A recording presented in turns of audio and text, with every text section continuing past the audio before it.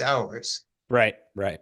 And Yeah, it's now, getting harder and harder to. There's still guys that'll do it, but they get called into the medical board all the time for yeah, when I'm writing never basic looking for meds. docs who will prescribe that stuff, but when I have surgery or my wife breaks her arm, it's like, we're old, we're not addicts. You could cut Yeah, us slack here for 3 days. yeah, a week's worth is all we're I asking would for. like to, I'd like to be able to sleep.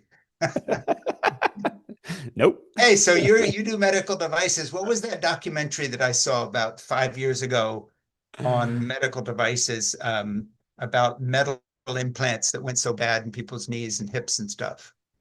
Um, I don't remember the name of it. I heard about it coming Do you out. remember it?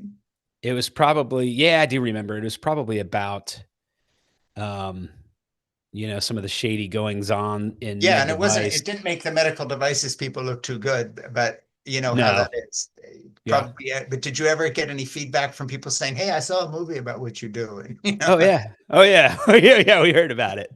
Because I did mean, you? You heard about it? yeah, yeah. It's sales, so you're going to have people always going off, both ends on trying to make the sales happen. So Yeah, well, of course. people are always pushing for more and more and more, whether or not it's the best patient for that device or So not.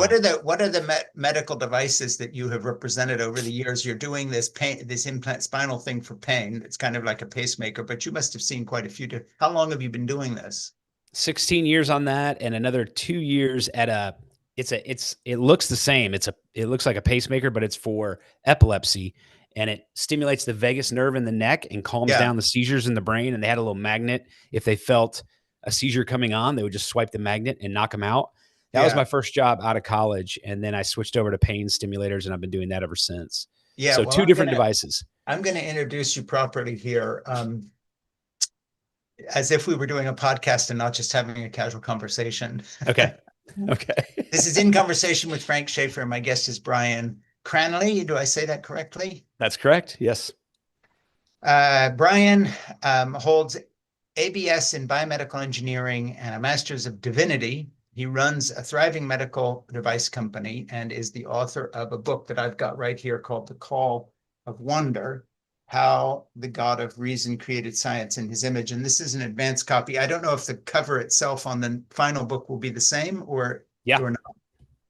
Okay. Yep, got that. These are the final ones, and they look pretty much the same. So, Yeah. Okay. So mine says advanced copy. Anyway, first thing I want to say is that I read the book, finished it today, enjoyed the book, and I want to show you something here. If you can see how dog-eared that is. Can you see? wow, that's Okay. awesome. So when I Okay, say I read a book, I mean I read it. I'm not one of these skimmers that pretends he looked at something. He read a yeah, publicity note and interviews you and gets, and then basically you find you've got to interview yourself yeah. because this idiot knows nothing about what you wrote. This He is didn't not read me.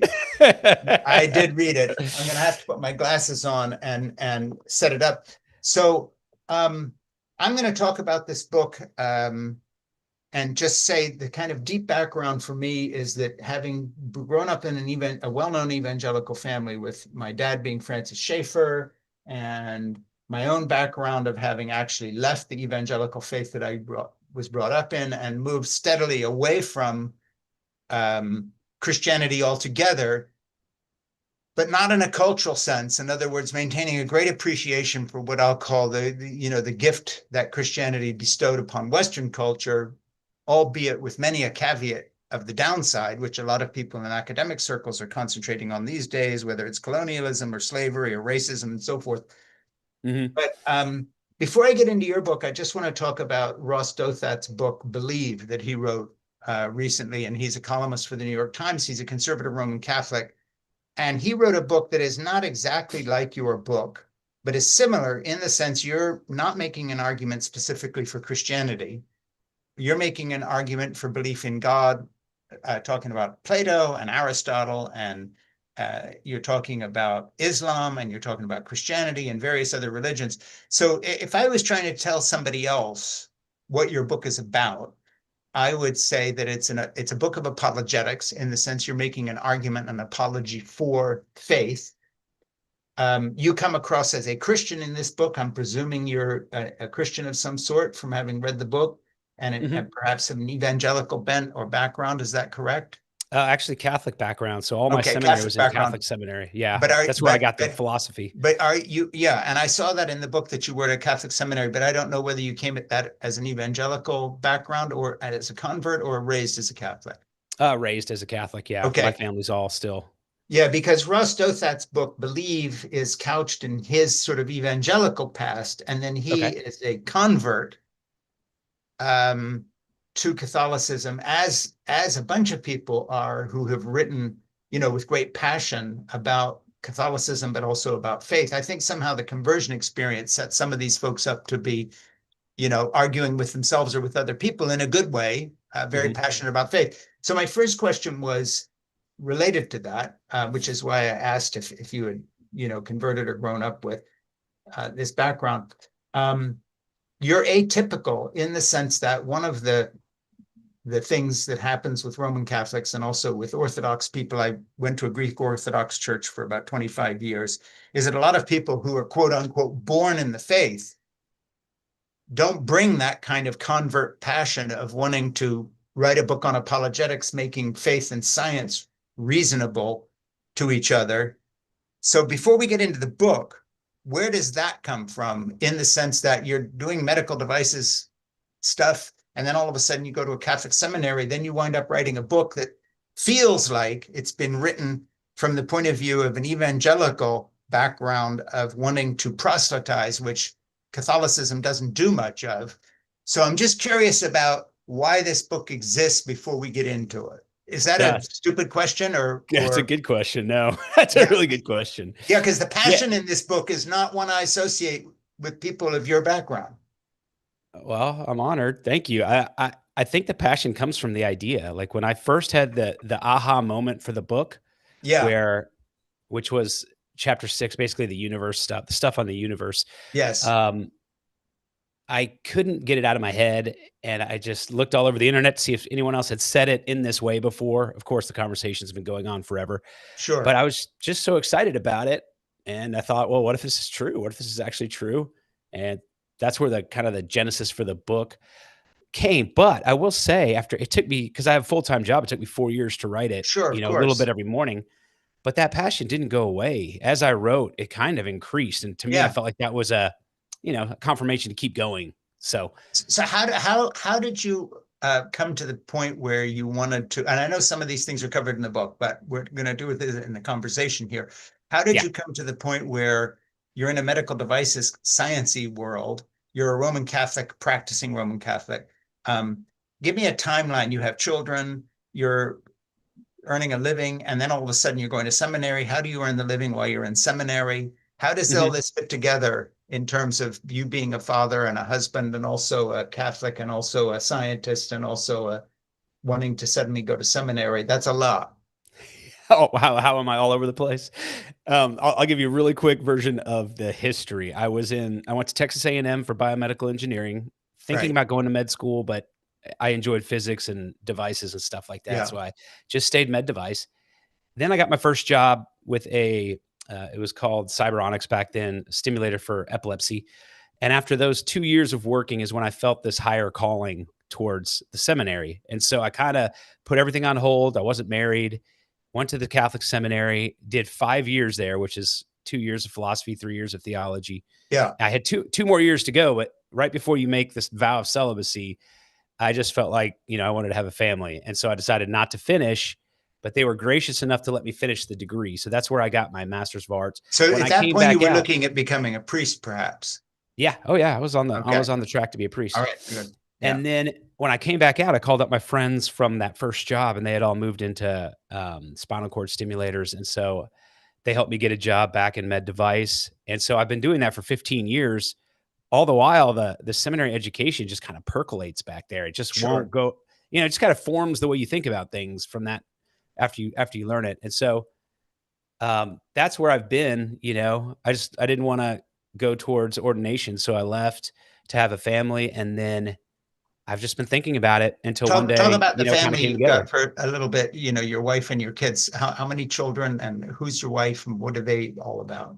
Ages Yeah, and she is a nurse.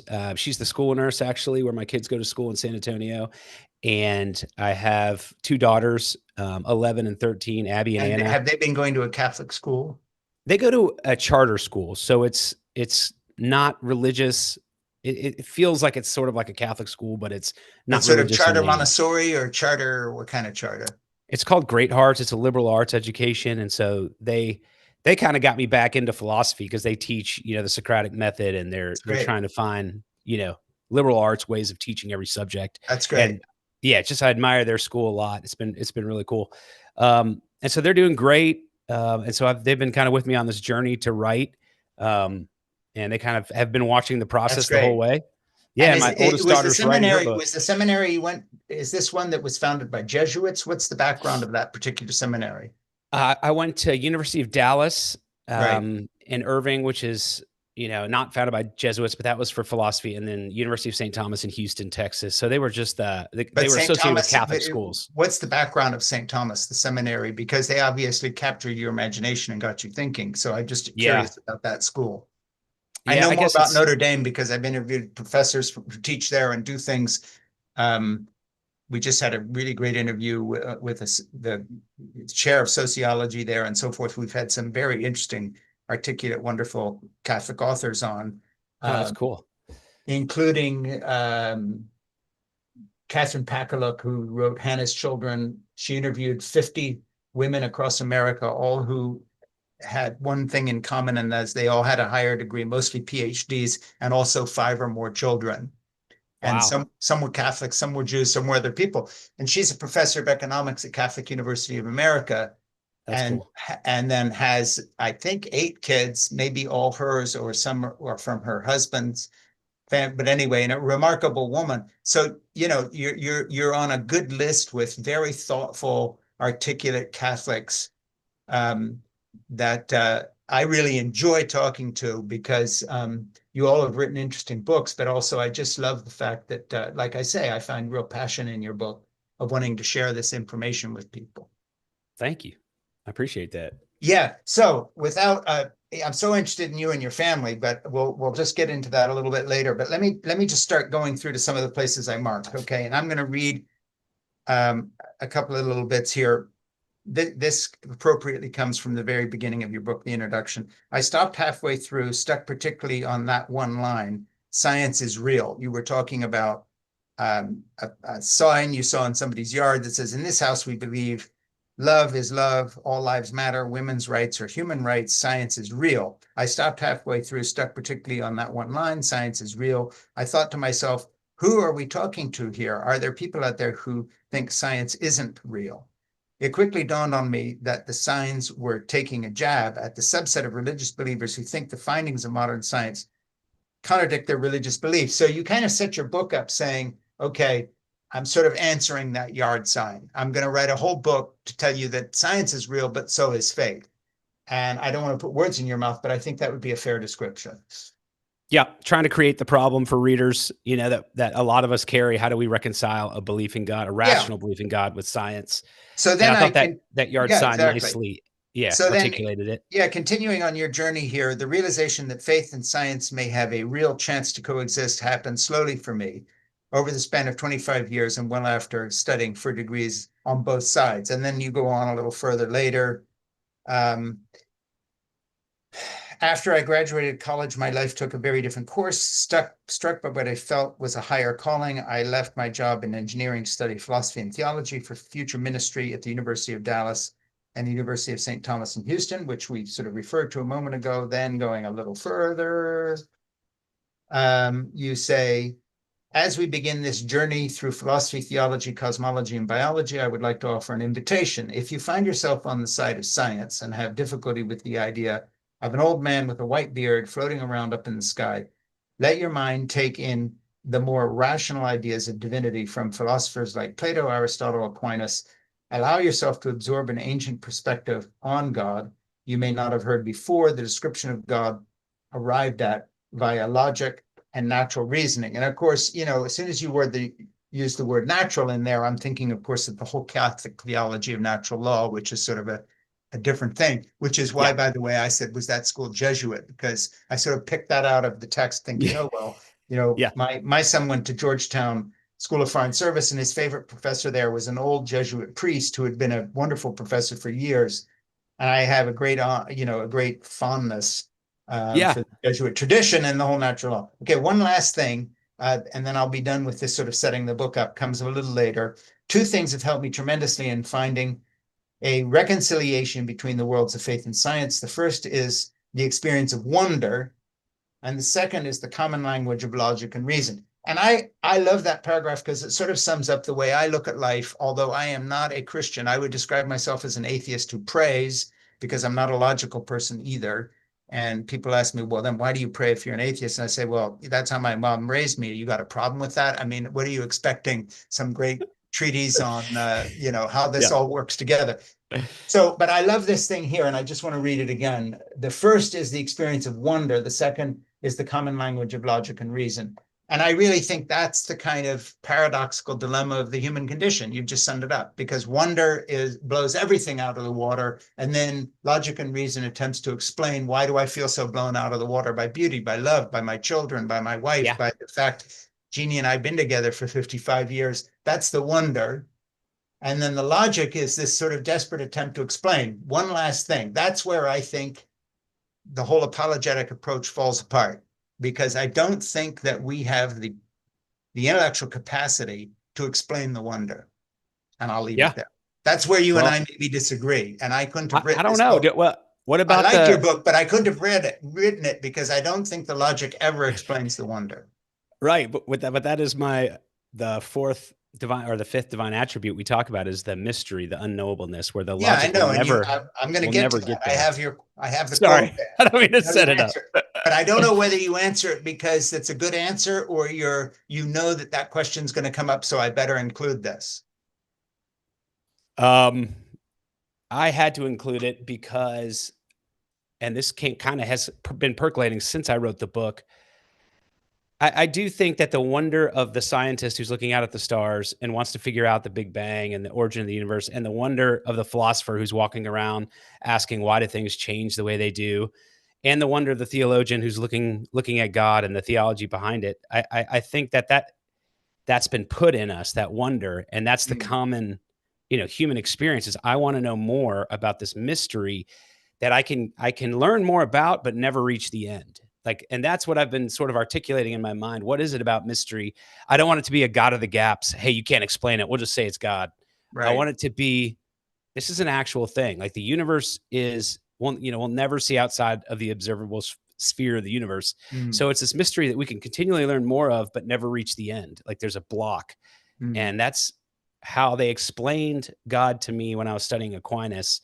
And when those two kind of came together, I was like, okay, there's a signature here where there's this mystery, not like you dismiss it, but that you just keep going and you never reach the end, that type of thing. mm. Yeah, I really like that. And I've articulated a similar idea in a different way, and I'm kind of quoting something I'm writing, and I find I always write better than I can quote myself. That's like, that doesn't Yeah. sound any good. I know I said it better than that, but I'm not doing my Yeah, own book. You know how that goes. I do. But it's something like, and this articulates my point of view that I bring to the table in today's discussion, in all honesty, and that is Uh-huh. we are biological machines, but we look at the world through spiritual eyes. And I find a great dilemma there, which your book is trying to answer. Yeah. But that's the way I would put it.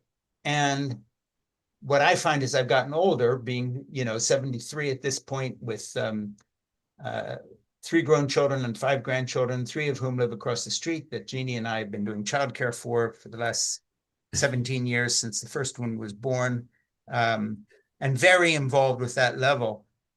For me, where I pray and I find faith, it is an inclination to want to thank someone somewhere for the wonder and the beauty, and a Yeah. kind of an emptiness without that person to thank. It's not a fear of death. It's not wanting to go to heaven. It's not because I necessarily believe in a soul. It's just, it's too wonderful not to say thank you. And for me, that's the spark that keeps a hope that somewhere, somehow, there's a story out there that's true. Yeah. And that's the way I would put it. But that's as far as I would go. I don't go as far as you do in your book. Yeah. So I don't know, does that resonate with you at all? Oh yeah. I mean, that resonates with, I mean, yeah, what I would say is the soul that is sensing something deeper about the world and relationships and love. But I understand the atheist agnostic point of view that we can still appreciate the human experience in the world around us, even Yeah, if we're authentically that's what we believe by what we've studied and what we see, then that's I enjoy those conversations with atheists and agnostics because yeah. they tend to have this blatant honesty about everything, and I guess I'm interested to hear their explanation of why they feel this way about the world. Like why would you say it's a spiritual experience in that Yeah, sense? I mean, the thing is, I don't have a good explanation because I think that the difference between, I don't know how old you are, but we're different ages and you're in the middle of raising these younger kids. But from my Yeah. perspective, having gotten a little older, what has impressed itself upon my mind is A, how little I know. Yeah. Okay, so I've done tons of reading. I read 3 books a week just for this podcast. I'm a well-read human being. Wow. Um, That's great. that too much, and so many books in the past, and et cetera, et cetera. And I feel I know less every day. That's one thing. But the only word that resonates with me now, the way say creation used to, or whatever, is the word paradox. And I find so much paradox within. And so I don't argue with you because this is not where my head is now, because I don't know where my journey will go. If I live Right. long enough, maybe in 5 years I'll call you up and say, you know what, I've reread your book and now this is where my head's at, because I've Yeah. changed my opinion about other things. Whereas when I was your age, I didn't think I would change my opinion as much as I have. I That's fair. think that's the Yeah. difference between now and then. Yeah, I still see that, even in your explanation right there of you are it seems to me you're searching for only what's true and you don't want to take in things that may or may not be true. And I in a lot of ways, I wrote this book because I see the bad side of what I used to believe in religion.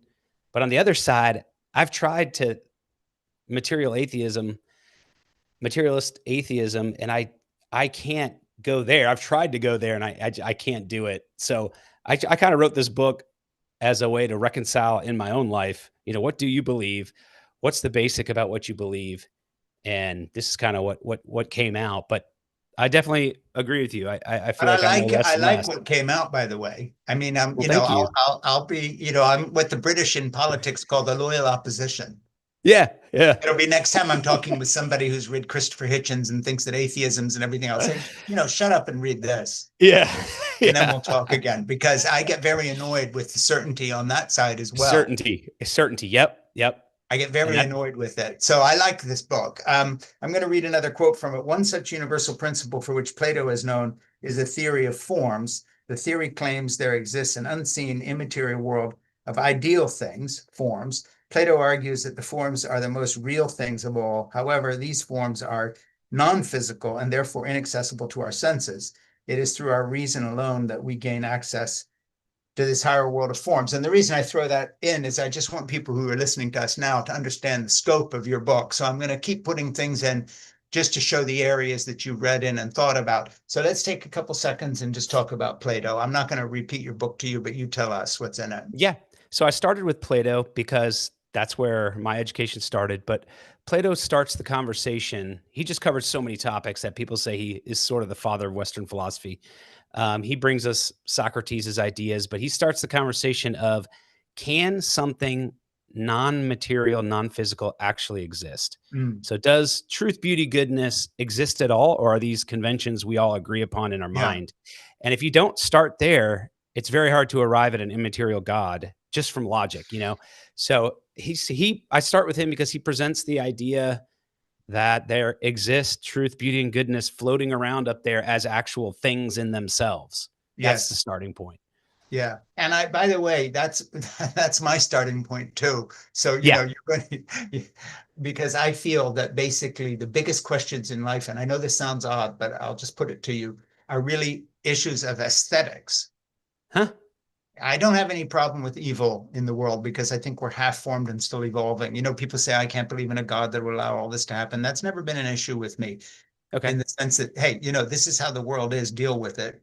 Yeah. No excuses. Here we are. But but I do feel that there are aesthetic absolutes. I really believe it.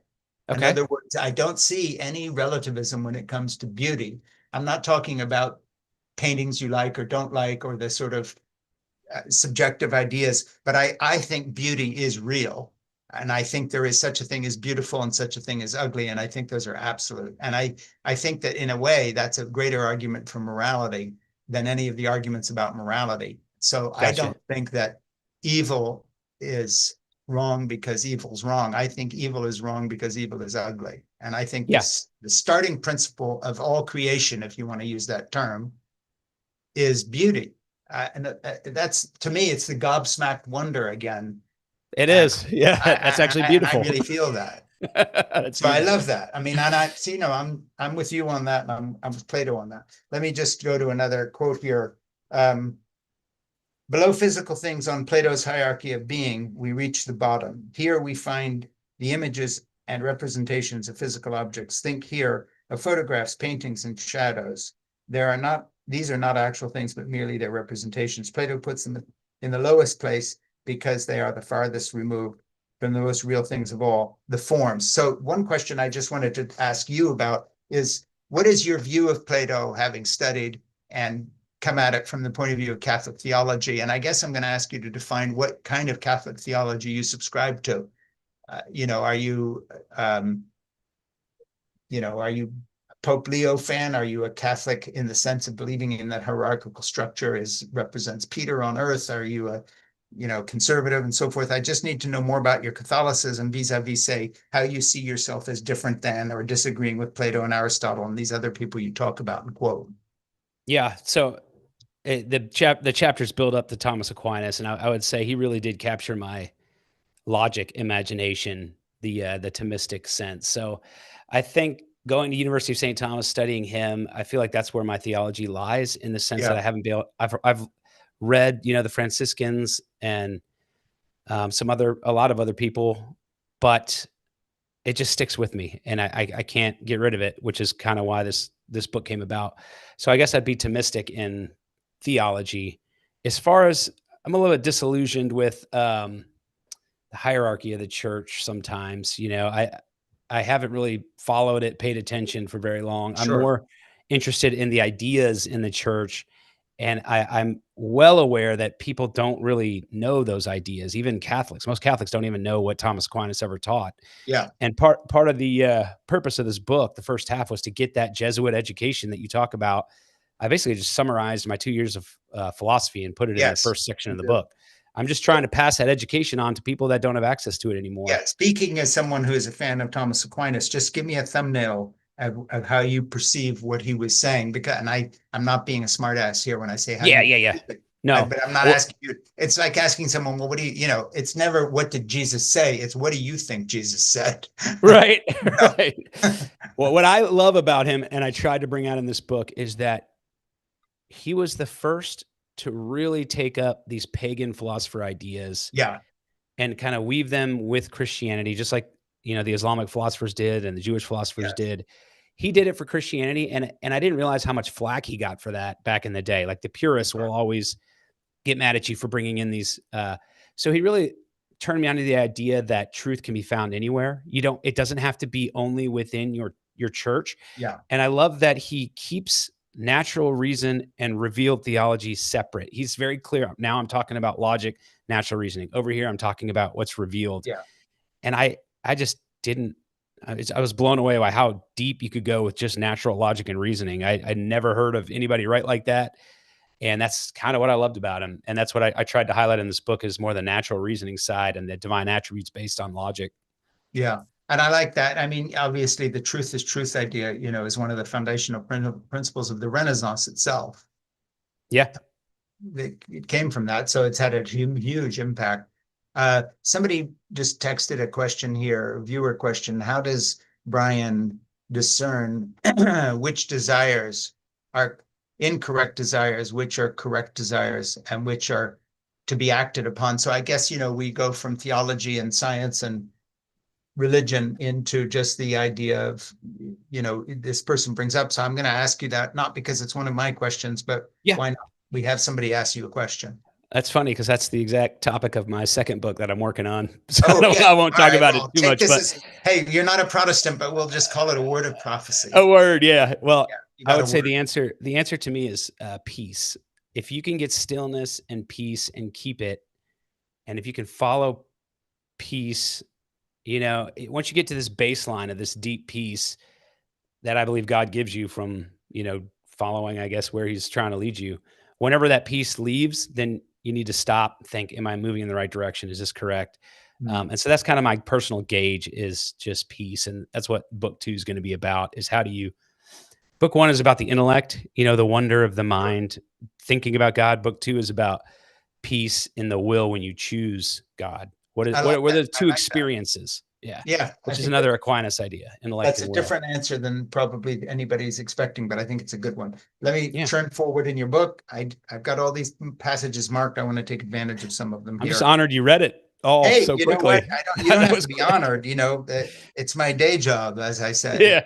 Yeah. Yeah. Aristotle introduces the unmoved mover. So we're moving on here to Aristotle and Yeah. his explanation for the origin of movement and change in the universe. The unmoved mover, also known as the prime mover or the first cause, is a divine being who exists in the heavens, a non-physical place out among the stars.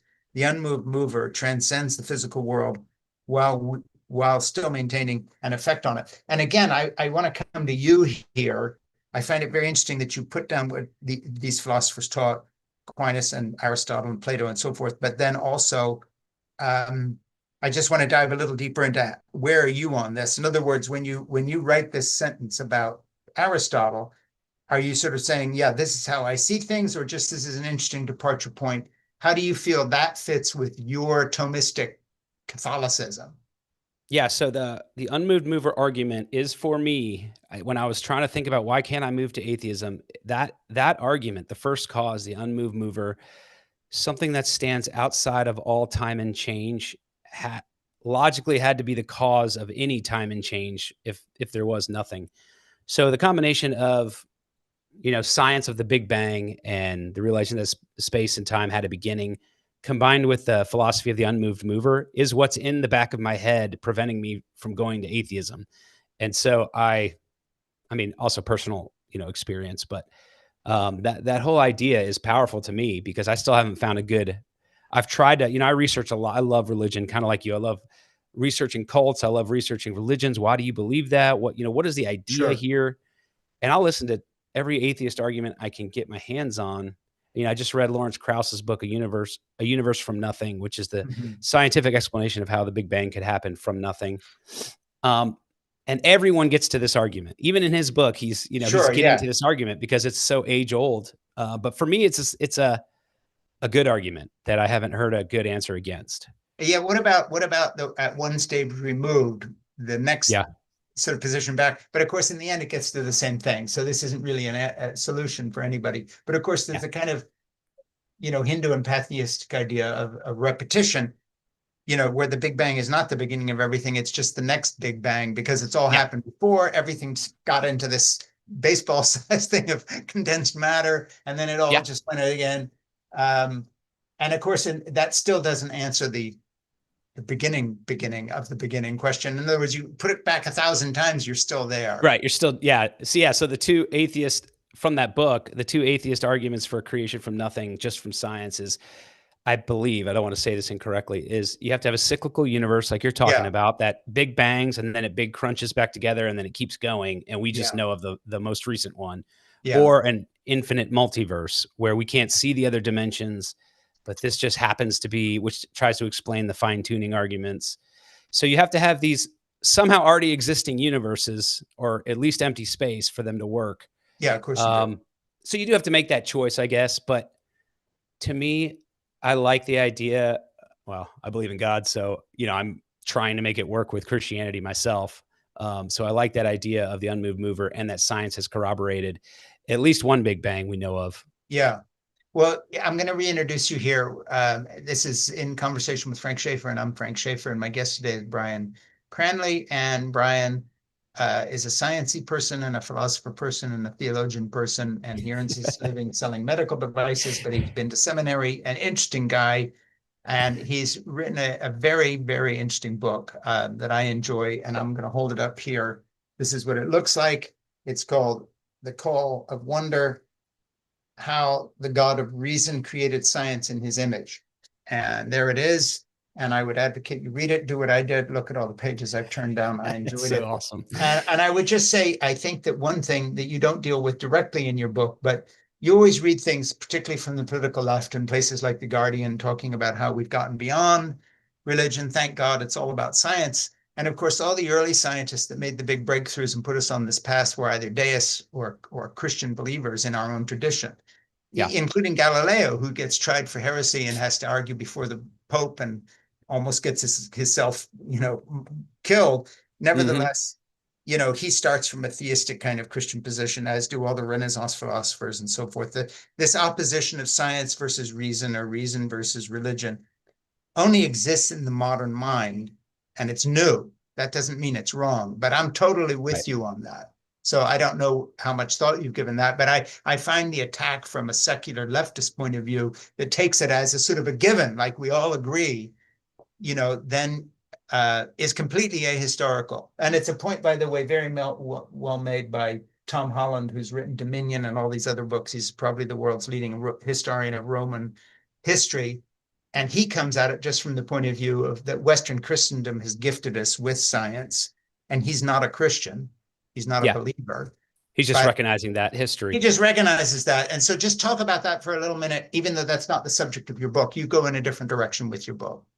Yeah. With this book, I tried very hard to take the science as science finds it and Right. tried not to, I put my spin on it at the end, but I wanted to present the science. Evolution's real. The Big Bang was, 13.8 billion years ago, as far as we know. I know that could change, but I try to take the science as it is, because I feel like most of the argument between faith and science is between the extremes, like they usually Sure. are. So you have, let's say on the Christian side, you'd have young earth creationism, very literal, 6-day creation, 24-hour Yeah. periods. There is no budging. And on the atheist side, you have just everything's material atoms, and that's all we are. Right. But both sides have some real big problems to explain. Yeah. And so I tried to take a middle ground approach, using logic, reason, and presenting all the sides, the arguments throughout history. I mean, these are Yeah. ancient, but I feel like the modern mind has lost those. And Mm-hmm. that's why I thought, well, if we want to really have the conversation today, you almost need to bring back these old philosophical arguments. People need to know them. Then we can have the conversation again, because what I find in the science are these descriptions of God from the old philosophy that nobody really knows anymore. Yeah. And so kind of like Ryan Holiday, I love his stuff with Stoicism. He's kind of modernized Stoicism. I kind of want to do that with, Plato, Aristotle, Aquinas, and Augustine, just bring them back to Yeah. the modern conversation, because I think they're relevant. So one thing I'll throw out there, because your short-term memory is better than mine. No, I don't know about that. I don't know about that. And then I'm going to reintroduce myself. But here's what I want to throw out to talk about as soon as I reintroduce the program, and that is that I think that one of the problems we have today, which is manifesting in culture, is that it isn't that people are all becoming atheists. It's the opposite. They're becoming very illogical in their approach to spirituality and religion. In other words, it's Wicca and fortune telling and crystals and witches. And, I live near Salem, and you go down there and there are people seriously wandering around, calling themselves witches. This isn't just Halloween shit. It's like, Wow. actually spirituality, out into la la land, coming, beginning with the New Age movement, all the rest of it, a lot of contemporary religion, sort of religion-y stuff. So we're in an interesting time, because obviously the demise of studies of philosophy and serious theology and religion is not being replaced by logical atheism. These people are not all becoming physicists. Right. They're into palm reading and fortune telling and seances and all this other stuff. So I want to get to that in a minute. But first, I want to say, please subscribe right now on YouTube to In Conversation with Frank Schaeffer, and on Spotify and Apple Podcasts, and also to my Substack. It has to be said commentary at frankschaeffer.substack.com. And having said that, let's get to that question that I thought I was going to forget by reintroducing myself. What do you think about this move towards religion-y stuff? Well, I would say, from my chapter on the human person, number 7, in archaeology, the animal kingdom has never worshipped God until Homo Sure. sapiens comes around. Well, and the maybe Neanderthals and the other Yeah. Homo hominins.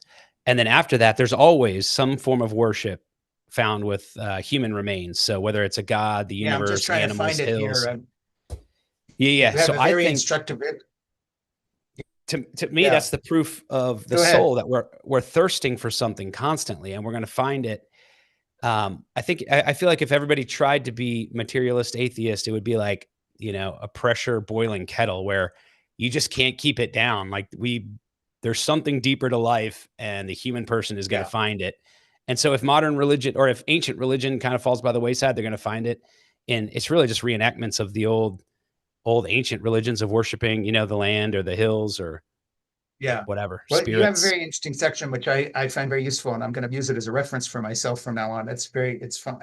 Regardless of how or when it started, we know that and religion have found expression only within Homo sapien species. The history of religion has taken on a long and winding evolution of its own, much like the evolution of life on Earth. The following timeline offers a quick summary of humanity's development of worship. And by the way, I've done enough reading on hunter-gatherers and other people in evolution to know what you're saying is true here. For anybody who thinks you've made this shit up, I've read it in a lot of different places, but I've never seen a good list like this. Okay. 200,000 years BC, Homo naledi Naledi, yeah.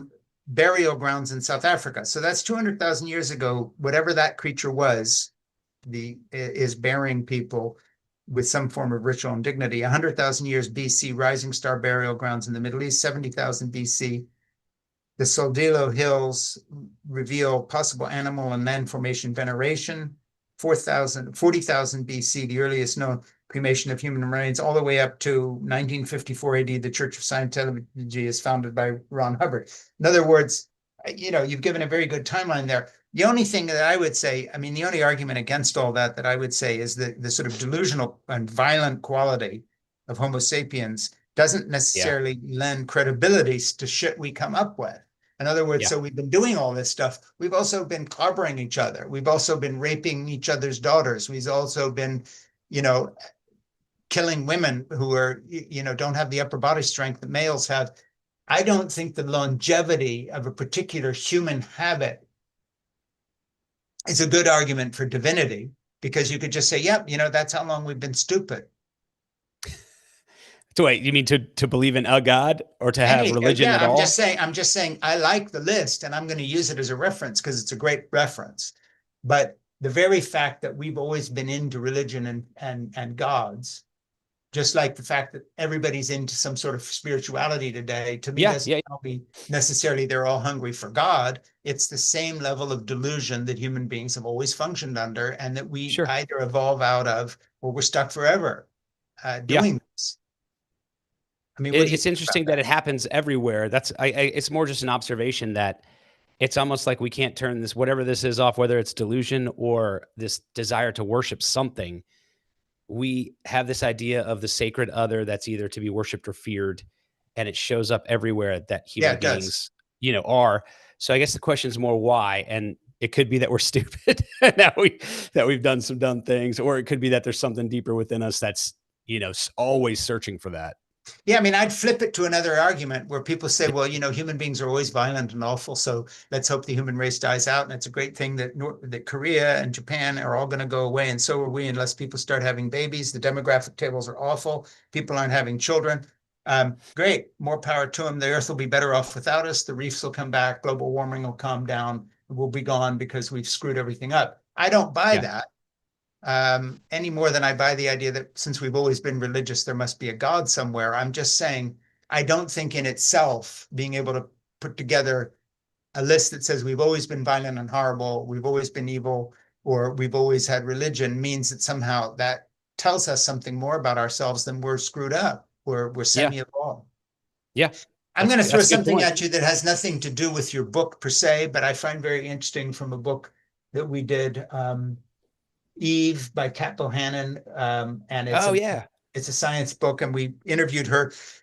She has something that's very good in that book that I would sort of toss at my creationist friends. Not that you're one of them, but she has a very honest discussion of female reproductive biology from the point of Mhm. view of just how randomly screwed up it was when females began to not gestate their eggs inside, outside anymore, lay an egg and there it gets born and runs around in the chicken yard 2 minutes later. But these big brain babies formed fully inside the human womb have to be born prematurely because of the big brain and all the rest of it. And it gave me a new sort of angle on evolution or God's creation. And that is just how biologically screwed up and random it is.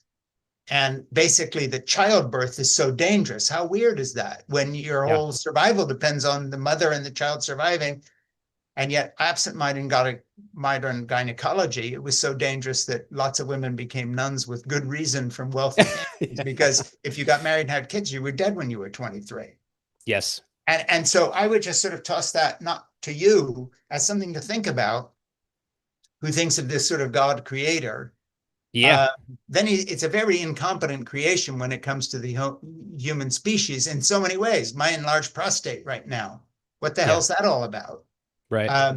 The longer you live, the worse it gets. And I'm not even talking about aging towards death. Similarly, the richer you get, the less babies you're going to have. We're like pandas. And then women's biology is totally screwed up. Um, you know, without the invention of gynecology, women are dead. Et cetera, et cetera, et cetera. What do you think about that? I mean, it's such a nonsensical creation to think of this supreme being this incompetent.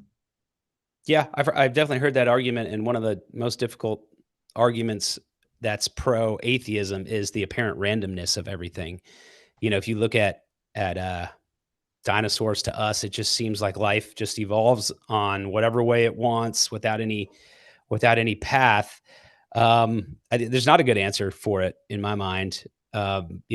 Religion will say, well, we sinned and we live in a depraved world now, and so things aren't what they should be. But if we look at it just from science, it definitely appears random. My answer in my mind, that's one I'm actually still working through, is that one, and the Yeah. idea of evil, and there's so much evil and death in the evolution process. So many creatures suffering, dying along the way for millions of years. Those two things I'm still definitely wrestling with, so I don't want to act like I have an answer. But my zoom out is single-celled organism to human. That's the plan. That's that. But the way it gets there looks totally random, which is, it's a problem in my logical mind when I'm trying to Well, work and through also it. creates a lot of crazy suffering. Yeah, exactly. I mean, it's a mess. Mm-hmm. But I don't buy that argument in the sense that, in the same way that my left-wing friends who used to be Marxists and now there are other things, or they're voting for AOC or think that Bernie Sanders has answers. Their answer always is, when you tell them how communism screwed everything up and so did socialism everywhere it's been tried, their answer is, well, it's never been done right. Well, Christians Yeah. are the same. They say, well, if it wasn't for sin, we fell. And so, of course, human gynecology changed. That is a really, that's It's tough very because there was so many billions of years unconvincing. before we got here. So Yeah. if sin was the start of death and suffering for everything, Yeah. including non-human creation, then Yeah. how do you explain, dinosaurs eating each other and their teeth Yeah. I marks are mean, in you the basically fossils? have to come back with a 6,000-year-old creation like Yeah, yeah, Usher. And, if you buy into that, you really are mentally ill, obviously, because you really do reject science. And I don't mean you, yeah, but one. yeah, And that's where so many fundamentalists are at. Huge jump, not in your book, but I can't avoid this because we're living right now in 2025 in the second Trump administration. 83% of white evangelicals and a lot of conservative Catholics have voted for him twice. And you have a man in office who, according to any religious teaching, is a vile human when it comes to his own recorded past. How does that I'm in a jaw-dropping, unexpected moment of my life as someone who comes from a Christian background, knowing that my father was one of the instigators of the religious right, and yet he would be so dismayed by what's happening now on so many fronts. Let's just start with science. I'll tell you a funny story that you'll relate to. Go ahead. A couple months ago, I had some skin cancer cut off my head. Great plastic, wonderful procedure, Mass General. Thank God for medicine. I love medical science, literally, I love them. Yeah. And my dermatologist, and since you know the trade, because you do doctors all the time, you'll know how different this is. I've seen him maybe a dozen times over the years, and we just have a medical relationship. So I'm sitting stark naked on the examining table the other day. Okay, total power imbalance. He's in a suit and a tie with a white coat and a label at Mass General. And we get into after the examination and everything's fine. He's checking up the healing. And I say, how you doing? Okay. 35, 40 minutes later, we're still talking because Yeah. I'm an older guy that he relates to and likes, but we've never been friends. And what he's telling me about is how his project he's worked on for 8 years on at Harvard Medical has just lost all its funding for melanoma. And his wife is also at Harvard Medical working on a cancer project that she's been in for 12 years now, heading up a team there. And she's just lost all her funding. She originally comes from Russia. Okay. And recognizes in Donald Trump, not Stalin, but Vladimir Putin. And she says, this is how it started there. And he had tears on his cheeks. This is a 50-year-old guy telling me how his lifetime work to save people like me from dying from skin cancer. The funding's just been cut because Donald Trump doesn't like Harvard University. And it's just man to man, not a young person, but a younger man talking to an old guy looking for a sympathetic shoulder to cry on. And I'm that shoulder, and I'm looking around saying, what universe? Speaking of science, Yeah. when you cut medical research funding because you're pissed off with somebody, you're now into an area that sounds to me like the Spanish Inquisition or something insane. Stalin starving his own people, whatever. This isn't even about politics. I just have to ask you, human to human, interested in philosophy and religion, what the hell's going on with that? Just that. Forget the rest of the politics, but cutting funding of science. Yeah. I mean, I would obviously not go for cutting funding of science because all the medical breakthroughs have gotten us places where we never thought we'd be before. And politics has been so disillusioning to me ever since, 2 elections ago. I feel like you're forced to choose between two sides that are, you feel like if you try to vote for a third candidate, it's a wasted vote. You feel like if Yeah. you're not really happy with either side. I've kind of been really disillusioned. And honestly, that's kind of why I've spent more time thinking about philosophy and theology. So, Yeah. I mean, obviously I'm for keeping all the funding for medical, but also for the environment and for space exploration, because I love the idea of as a human species, we need to continue to seek that Sure. wonder together, and grow in our, I guess, cumulative consciousness with that. But yeah, I don't know. I don't have a good answer for that. It's just But a isn't tough. this a crazy moment of history to be a father raising two daughters or to be a grandfather caring for these kids? Oh yeah, I have been alive long enough, so I lived through Nixon and Vietnam and Watergate and all the rest of it. And yet there always seemed to be the word normal still had residency with me. Oh yeah, well, normal is still there. There's this crazy stuff here. Well, we'll get past this. Now I don't know if normal's still there. yeah, yeah. I don't know what. I mean, I don't know a way out of the system or how to make it a better system. I don't know what you probably know a lot more about that than I do, or what are some ideas about fixing the two-party system? Is there a way to kind of Well, move one past thing I'm that? sure of now, and that is that I am utterly done with fanaticism and culture war on both sides. This is what it Yeah. brought you. Left wingers trolling evangelicals and Roman Catholics about sexuality and everything else for 50 years, ever since the sexual revolution, as if they'd come up with some bright new way to do things, really screwed us up because the reaction has gone so far out into right wing craziness. I don't know if there's a way back. Anyway, that's not what your book's about. I want to get back into the book a second. Um, okay, you have an interesting thing here. The image of God. We now have 5 divine attributes from Aquinas, making up an image of God from negative knowledge terms derived over the centuries. To summarize, God is non-physical, one, infinite, eternal, and unknowable.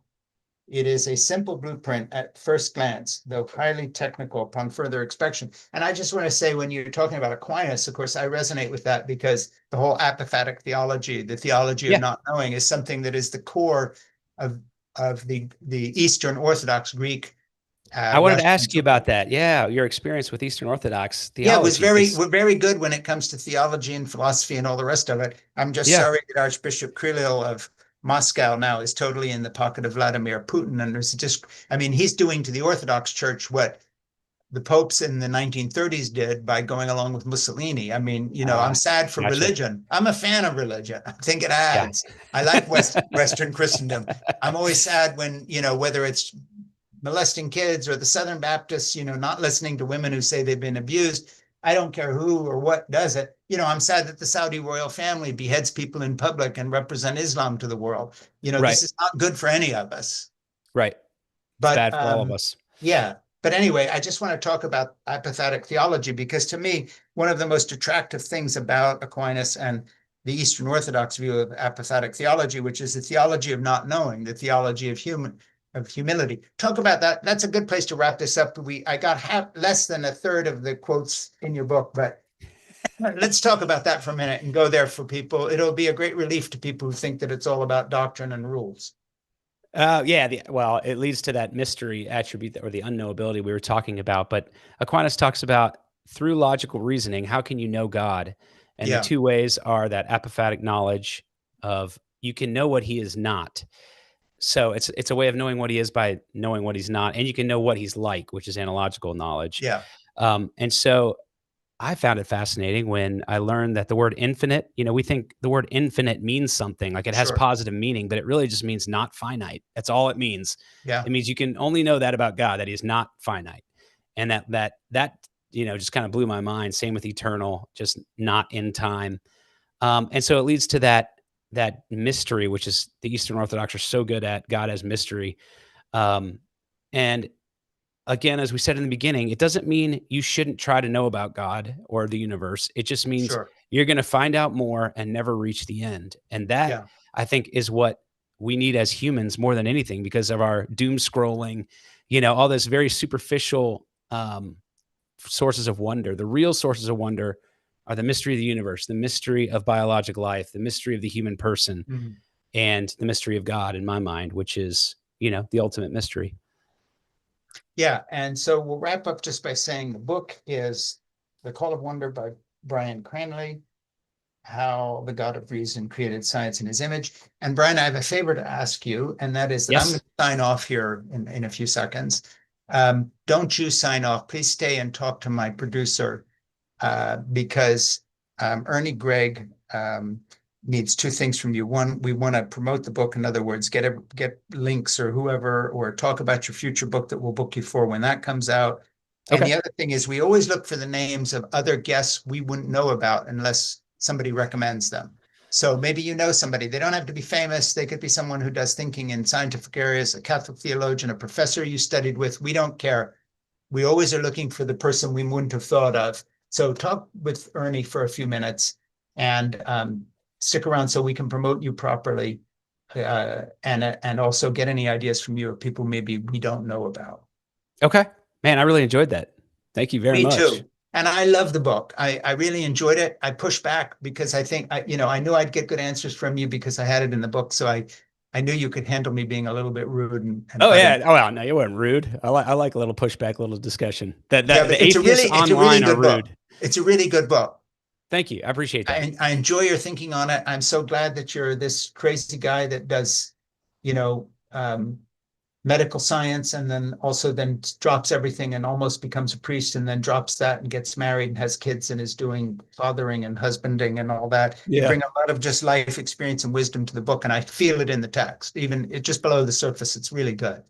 I appreciate that. It's hard to put your first book out there. You just have no idea what. No, I know, and I'm glad you're publishing it, and I hope you write another one soon. And I like the idea of the book you are working on, so I'll definitely follow along, and we'll do that one too. Okay, sounds great.